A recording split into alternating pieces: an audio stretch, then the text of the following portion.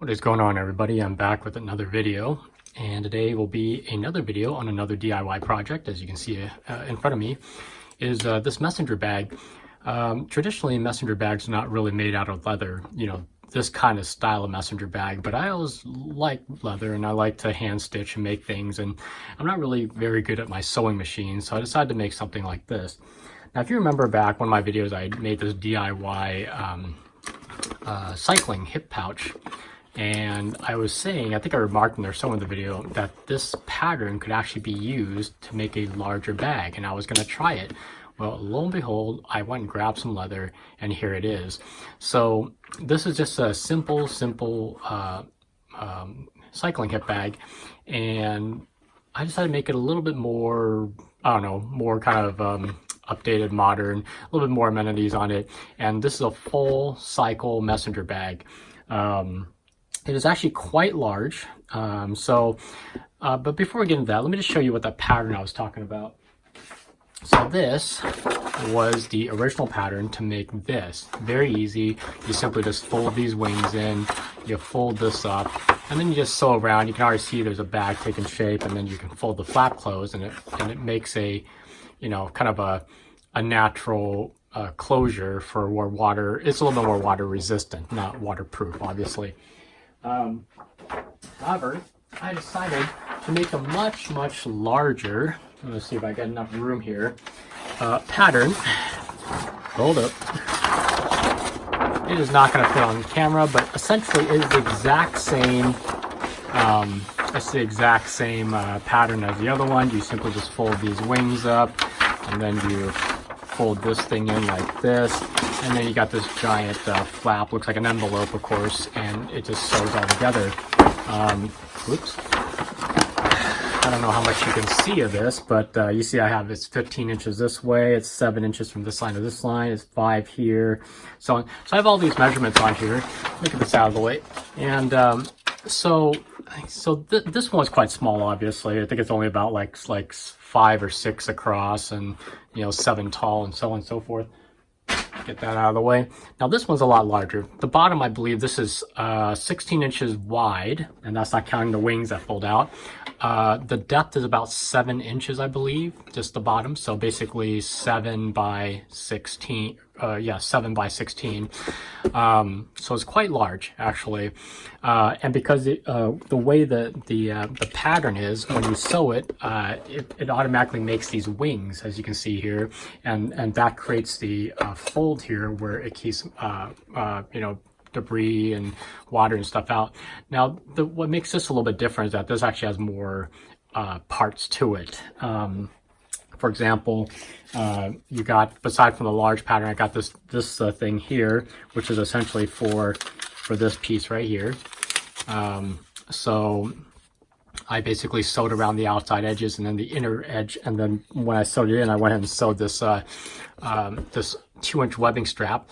And by the way, just to be different, I decided to use 2-inch buckles all the way around, instead of having like the main strap be 2 inches or whatever, and then like the stability strap, which I have down here, be only 1 inch, and so on and so forth. And for simplicity's sake, since I was not going to be using Velcro on this bag, because it's leather, why would you put Velcro on it?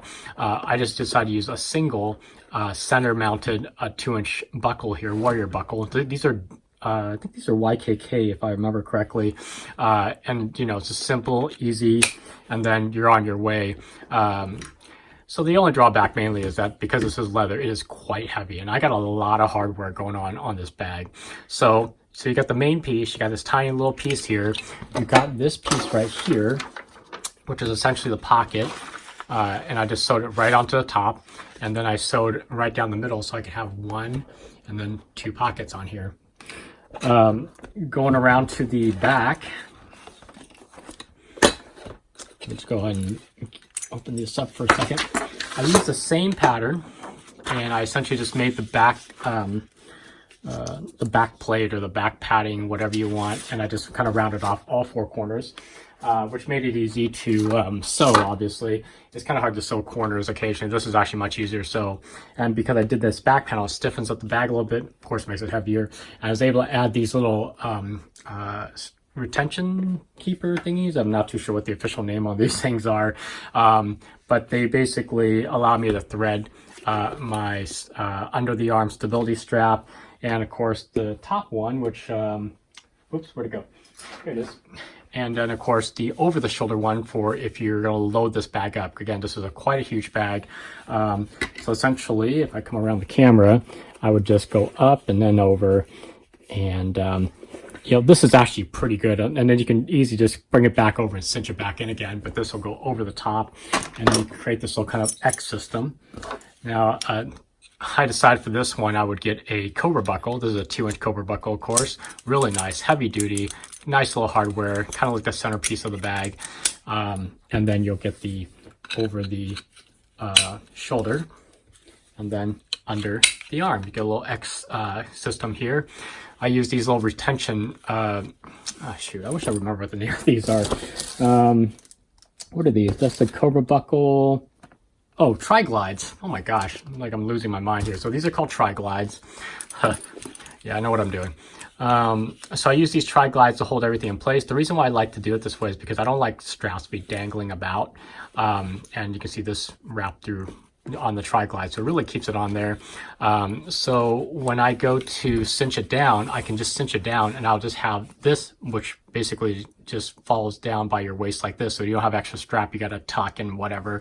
And then when you uncinch it, you don't have extra strap just flying around. So I just like this. And of course, I made this for my own dimensions. And of course, if you're making your own bag, you'll definitely want to make this for your own dimensions, obviously. I did give myself a lot more in case I get fatter or whatever, or I want to adjust the length of the strap for whatever reason. I give myself plenty of strap on either side to work with to you know, give a little bit of leeway. Same thing with the over the shoulder and also under the arm. And these are, again, 2-inch YKK buckles that just come right out.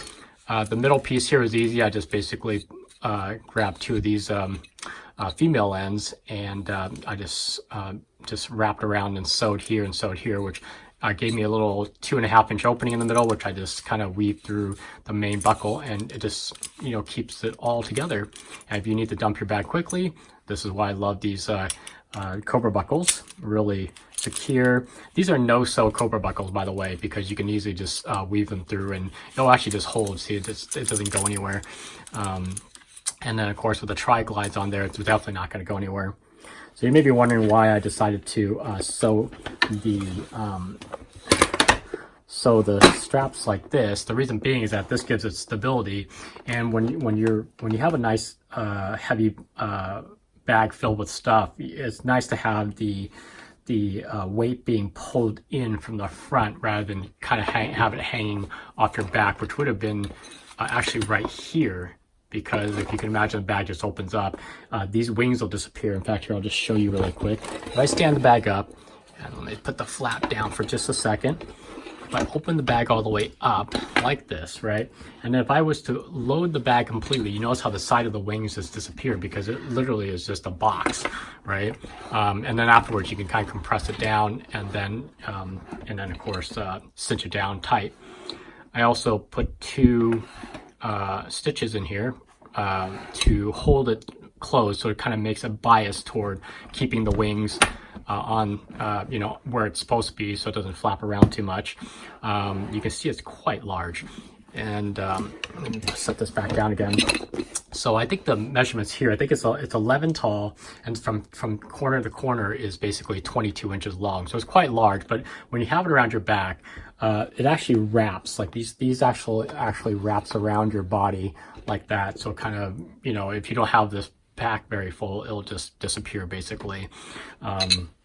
And then I did the no-sew method on the on the closure also, where I just wrapped it around through a Tri-Glide again, so I can actually just adjust it this tall, and I can, you know, fit more in my bag if I want to, or if I want to, I can just pull this out of the Tri-Glide and get a little bit more out of it.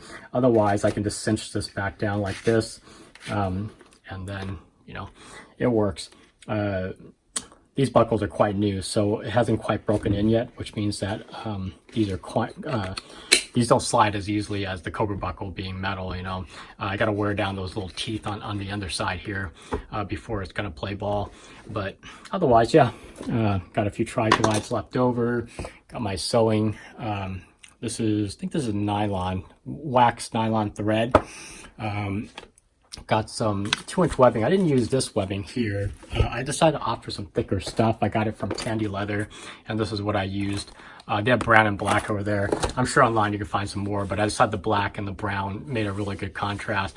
And you can tell it's quite thick. And you compare it to this polypropylene, which is still strong, but it kind of feels flimsy by comparison. But you can see just how thick this stuff from Tandy Leather is. I really like it a lot, this nylon webbing right here. So got that on there. And originally I was gonna use 1-inch webbing for my stability straps, but I was like, you know what? Every single company uses it. It's uncomfortable to have this tiny little 1-inch webbing cutting into your underarm or over your shoulder or whatnot. So decided to go with 2-inch webbing. Have some leftover YKK Warrior or quick release buckles. So these are just, you know, I just ordered these off Amazon, so it's quite nice. And it works just fine, very durable. I also have some ladder locks, which I actually didn't use for this project. So maybe in the future I'll find something to do with these. So anyways, so this is just basically a look at my messenger bag. I'll get somewhere in this video, I'll go ahead and insert a video of it on me and showing you how the straps work and everything like that. But anyways, very easy to do. Again, if you want to see how this is some kind of relatively similar progress shots, you can go check out my video with the cycling hip belt. Cycling hip pouch, because the pattern is exactly the same. It literally is. See, if I open this up and I grab this thing so you can see kind of how it is. If I go and open this thing, you can see it's basically the same. If I was to kind of crunch this down, you can see the shape is exactly the same. It's just wider, taller, deeper. That's basically it. And so I knew the concept would still work just perfectly fine, given that this is a full-blown messenger bag and not just a cycling hip pouch. But I do love the design of this. It's easy. You just sew two main parts to it. Basically, when you fold together, you sew here, turn it inside out. You got this bag right here. And then from that point on, you can put whatever features you want on it. The closure, the straps, everything. And essentially all I did is sew the front pocket on, integrate the straps into the front pocket, have it run out the side. Basically, I pinched this closed and I put two stitches on either side here that it would hold the wings in place. So when you close, it always keeps the wings in the same place so it doesn't shift around. And the backing obviously is different because I didn't have a U-lock holster on the back of this thing, just a back plate for padding and also to mount the hardware to get the straps to attach and so on and so forth. So really the concept is exactly the same. It's just it just depends on how creative you are, and you know, you can just enlarge the size of the bag or shrink it in you know, in this case right here. But anyway, so I'm going to start testing this out. I mean, this is about, I want to say it's about 2.5, 3 mil thick leather. It's a little bit softer, not quite stiffer leather. What I did use is I used stiffer leather for this plate here, and I used stiffer leather for the back plate here, so it gives it a little bit more structure, but the rest is really quite floppy. So it's really kind of nice when you don't have the bag full, it just kind of morphs around your body. So it's really kind of neat. Anyways, I feel like I'm going on and on now. So if you guys got any questions or comments, please leave it below. Aside from that, take care, have a nice day, and I'll catch everybody on the next one.